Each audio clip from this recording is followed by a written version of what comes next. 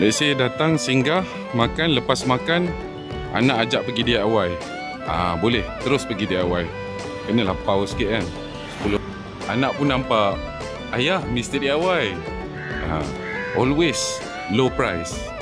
Tak ada masalah, low price kan. Singgah DIY dulu.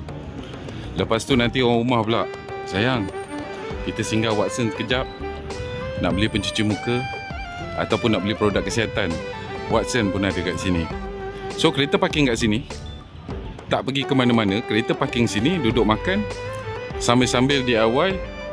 Bawa wife pula, wife kesayangan, bawa pergi Watson.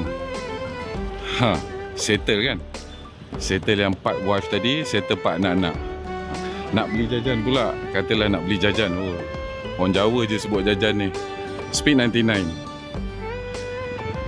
Nak beli barang dapur, barang-barang murah, Mydin Mart. Tak puas hati Mydin Mart, kita pergi Hero. Dia dekat, dia dalam radius 50 ke 100 meter sahaja. Radius